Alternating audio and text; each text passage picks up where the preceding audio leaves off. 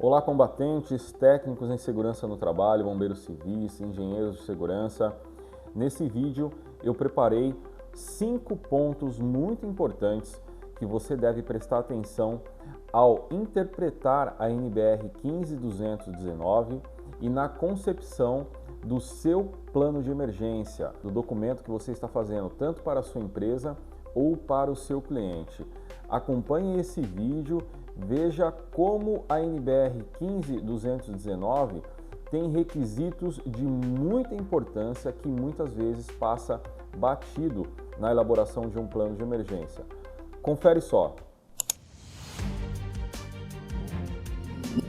Fala, combatentes! Então, trazendo para vocês hoje 5 pontos importantes a serem observados aqui na NBR 15219, que é a norma, que é a matriz, né, para a elaboração de planos de emergência, essa norma que traz requisitos e procedimentos. Essa norma tem vários requisitos, eu estou trazendo aqui 5 pontos importantes que eu observo algumas falhas em planos de emergência que eu faço auditoria em clientes em todo o Brasil.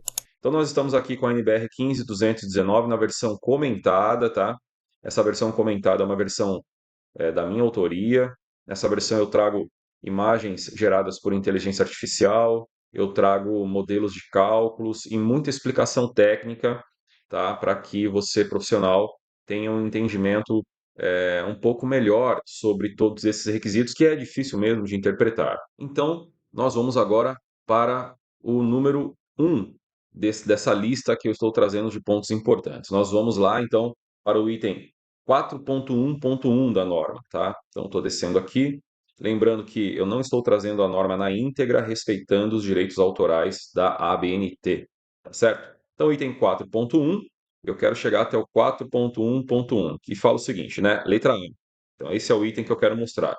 O plano de emergência deve considerar os seguintes aspectos: tipo de ocupação, conforme estabelecido no anexo A, por exemplo, residencial, comercial, industrial, educacional. Bom, para se fazer a devida classificação da ocupação, é muito importante que você faça a sua comparação com o anexo A. E lá no anexo A dessa norma, nós vamos encontrar a tabela 1A. E na tabela 1A, né, você vai comparar a indicação que você está fazendo, o plano de emergência, com as descrições da tabela. Só que o que acontece muitas vezes, tá, profissional? Muitas vezes você vai chegar na edificação e você tem lá um armazém de algum tipo de produtos gerais, no caso. E aí você, né, compara com a tabela A1 da norma, você encontra a sua classificação como armazém gerais. Só que quando você adentra no armazém para começar a fazer a sua avaliação, você percebe que tem um armazenamento de produtos inflamáveis, tem um armazenamento de um outro tipo de produto que foge da classificação inicial. Então, nesse caso, quando você for, né, fazer a primeira comparação, tabela 1, beleza, a minha edificação é do grupo C, é comercial, beleza, é da divisão C3, né, centros comerciais de compra, shopping center, ou qualquer outra descrição. Se bateu tudo certinho, beleza, você segue com o plano de emergência. Por quê? Porque a carga de incêndio que você vai trabalhar no plano de emergência está em conformidade com a tabela A1.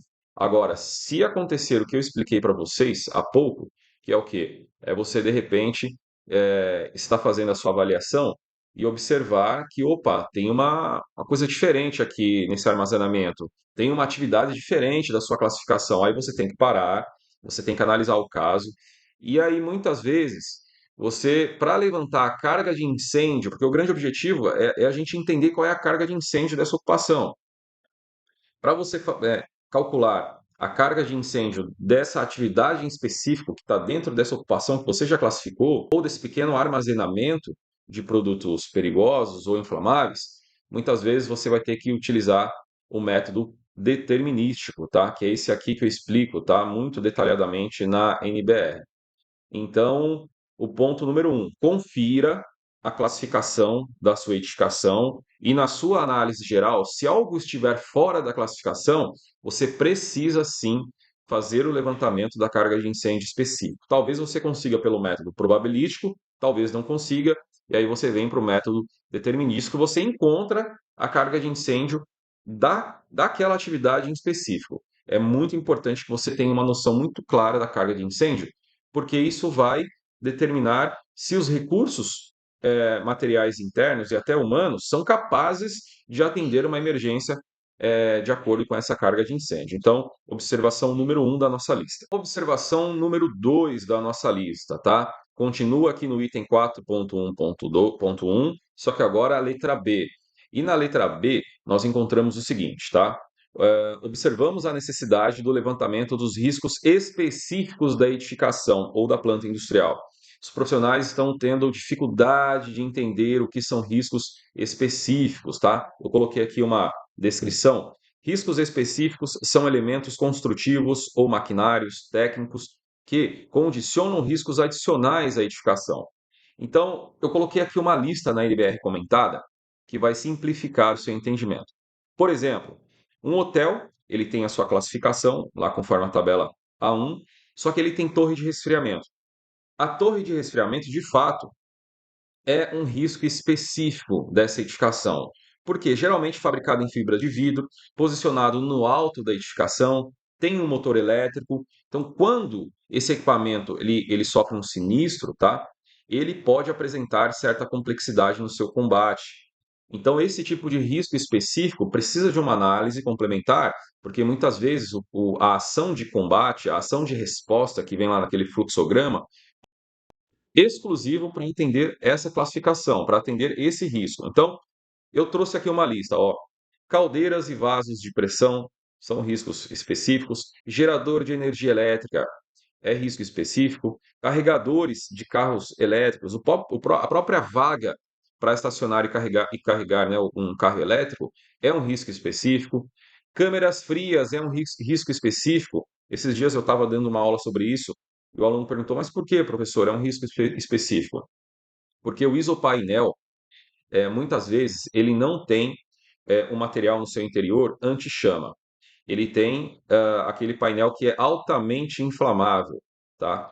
Que é aquela espuma, né, poliuretano.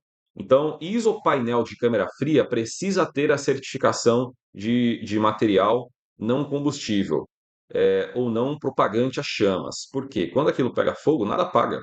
Não tem jeito. E aquele material pega fogo entre as paredes. Então você joga água, e a água não chega no material para causar o resfriamento. Risco específico. Outra coisa que é risco específico, fachada de prédio em ACM. Isso ocasiona uma propagação das chamas, no caso de um incêndio, pelo lado de fora, acometendo os andares superiores pelo lado de fora, e isso não está levantado no projeto técnico. Muitas vezes, né, o hotel, a edificação faz uma reforma, deixa a fachada linda de morrer com ACM, né, o famoso ACM, né, que é a sigla para Alumínio Composite Material. Então, se você está fazendo aí um plano de emergência que a fachada é repleta de ACM, você vai ter que tratar isso com muito cuidado, porque vai ter que haver compartimentação entre os andares pelo lado de fora de alguma forma, porque senão, no caso de um incêndio, o andar de baixo pode propagar fogo pelo lado de fora para o andar de cima, tá? E eu coloquei mais um item aqui de riscos específicos, que é a faixa etária da população fixa ou população com dificuldades motoras ou especiais, tá? Na edificação. Hotéis, principalmente, quando eu faço plano de emergência, eu tomo muito cuidado, porque eu converso com os gestores do hotel, que quando houver um hóspede com deficiência, né, ou um PCD, ou o termo que vocês queiram utilizar, né, que for mais correto, mas com uma dificuldade auditiva, com um problema auditivo, dentro do quarto precisa haver um sinalizador visual. Não é só do lado de fora, é dentro do quarto. Porque no caso de um sinistro, e ainda assim é um risco, porque às 3 horas da manhã, essa pessoa dormindo, e houver um sinistro, essa pessoa não vai escutar, como é que vai ficar sabendo? Além disso, o pessoal da recepção, os brigadistas do prédio, precisam saber a todo momento onde estão hospedados essas pessoas, né, para prestar o suporte adequado no caso de uma emergência. Então, resumindo, quando eu for fazer plano de emergência para hotéis, segmento de hotelaria, eu indico que haja apartamentos dedicados à hospedagem dessa população, para o benefício deles, para a segurança deles, tá? Então, são riscos específicos. Observação número 2 para planos de emergência. A observação de número 3 que eu trago aqui para vocês continua ainda no item 4.1.1, só que agora a gente vai falar da letra J, recursos materiais. É o levantamento dos recursos materiais da planta. Não basta você simplesmente pegar o projeto técnico e achar que aquele é o inventário atual. Você precisa ir a campo levantar, bater foto e colocar a quantidade e descrição dos recursos, né, e materiais internos, como esse exemplo que eu estou dando aqui. Então, foto do material, e descrição prévia do material e também a sua quantidade, tá? Então, é muito importante que você faça esse levantamento, porque depois, na sua análise de risco, você vai ter que fazer um comparativo entre, né, uma relação entre os recursos materiais internos, não só recurso material, mas também recurso humano. Nesse momento, eu vou falar só de recurso material. E depois que você faz a sua análise preliminar de perigos e riscos, que vai originar as suas hipóteses acidentais, você vai precisar traçar um paralelo desses recursos materiais com as hipóteses acidentais. Se é o suficiente na sua visão técnica aquela quantidade de recursos materiais. Há pouco tempo eu fiz um plano de emergência para um armazém logístico que recebia cargas perigosas. E esse armazém logístico, ele teve o seu PPCI, projeto técnico aprovado, ok. Só que no projeto técnico você não relaciona, né? O bombeiro não exige que você tenha um equipamento de respiração autônomo. Não exige que você tenha uma vestimenta nível A ou nível B para atendimento a vazamento de produtos perigosos, por exemplo. Então, quando eu fui fazer o plano de emergência, eu constatei, né, quais eram os materiais, fiz a análise preliminar de perigos e riscos, nasceu as hipóteses acidentais e eu fiz uma relação de novos equipamentos que eles teriam que comprar, principalmente roupas de nível A, que são caras, 13 mil, 14 mil, 15 mil reais, quando você encontra nesse valor, e equipamentos de respiração autônoma. Por quê? Porque a organização tem produtos químicos perigosos nas diversas classes. Então, eu fiz esse levantamento, né, para poder passar para o empreendedor que é necessário que ele tivesse aqueles materiais, senão ele não daria conta. A brigada de incêndio dele não daria conta de atender uma emergência com produtos perigosos. Ainda assim, a brigada de emergência sendo muito bem treinada. Então, faça corretamente o levantamento dos recursos materiais internos. Depois, se você ver que não é o suficiente, você vai ter que relatar isso no seu plano de emergência. Observação de número 4. Continuamos no item 4.1.1, só que agora com a letra K. E na letra K, a NBR nos obriga, é um dever que façamos o levantamento dos recursos externos disponíveis. O que são os recursos externos, tá, pessoal? Corpo de Bombeiros Militar da cidade, Corpo de Bombeiros Voluntários, se houver, Defesa Civil, Polícia Militar, Polícia Civil, unidades de saúde, SAMU, onde esses recursos externos estão com relação ao ponto de referência que é a organização do plano de emergência. Eu geralmente faço esse levantamento. Eu utilizo primeiro a internet para localizar os endereços. Depois eu construo um mapa como esse que eu estou mostrando para vocês, com leitura de QR Code. Esse QR Code, quando lê, ele pode ou te fornecer já o telefone de contato, ou te fornecer a rota mais rápida. Então, quando são pontos de saúde, né? Quando é, por exemplo, UPAs ou hospitais de referência, eu geralmente coloco QR Code com um link de rota. Quando é SAMU, polícia, defesa civil, eu coloco o QR Code, eu gero o QR Code com link para o contato direto no WhatsApp. Então, o brigadista, quando quer essa informação, ele lê o QR Code rapidinho, já tem ali a ação que ele precisa em seguida. Eu tenho observado planos de emergência sem essas informações, ou relatando um hospital de referência. Não. Faça isso aqui, ó. Elabore um mapa, tá? Coloque esse tipo de informação. Se você não sabe elaborar esse mapa, não sabe como gerar esses QR Codes, tá? Nós temos um curso de planos de emergência muito específico, muito profissional, para você se tornar um profissional de referência na elaboração de planos de emergência. Acesse aí professorregis.com.br ou busca no Instagram também que você vai encontrar o nosso material, tá? Esse é a observação de número 4 que eu faço sobre planos de emergência e a NBR 15219. E para finalizar aqui as nossas observações importantes, as, né, 5 observações importantes da NBR não são as mais importantes, nem numa ordem de prioridade. Eu levantei 5 que são importantes, tem outras importantes também, tá? Que é o item 4.1.12, que fala o seguinte: após o levantamento das características da planta e da localidade, o profissional habilitado, lembrando que o profissional habilitado é aquele que possui assinatura, né, ou possui registro no seu conselho de classe. O técnico em segurança do trabalho, por natureza, já nasce com o seu conselho de classe, tá? Então, o técnico de segurança, sim, ele pode coordenar a elaboração de planos de emergência. Mas aqui, deve realizar a análise de acordo com a ABNT NBR ISO 31000, com o objetivo de identificar, eliminar e reduzir e controlar riscos, tá? E nessa nota aqui embaixo, a NBR fala que não só você deve fazer uma análise preliminar de perigos e riscos com base na ISO 31000, mas qualquer metodologia que você tenha, que você queira utilizar, né, que seja uma metodologia de análise preliminar de perigos e riscos, tá? Eu, particularmente, não utilizo a ISO 31000. Eu utilizo essa metodologia aqui, ó, MIL-STD 882D. É uma técnica de identificação preliminar, tá, de perigos e riscos que se aplica a diversas situações, atividades, empreendimentos, tá, diferentes. É uma matriz 4x4 que ela é mais simples de usar, mas ela é muito eficaz.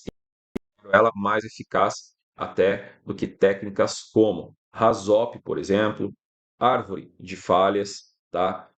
Diagrama lógico de falhas, entre outros que você queira utilizar. Tá? No nosso curso de plano de emergência, professorregis.com.br, eu ensino a utilizar essa técnica e não só isso.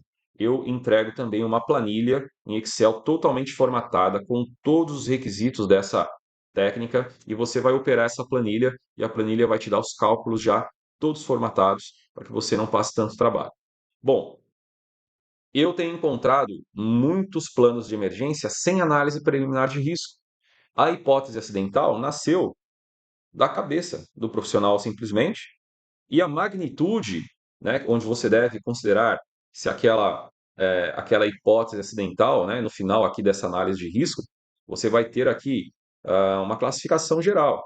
Você vai ter aqui, você vai considerar se aquela hipótese acidental, ela tem um risco sério, se ela tem um risco menor, se ela tem um risco alto, médio, baixo, né? Então, dependendo da análise que você for utilizar, nessa MIL-STD 882D que eu utilizo, o risco ele vem como desprezível, baixo, moderado, sério ou crítico.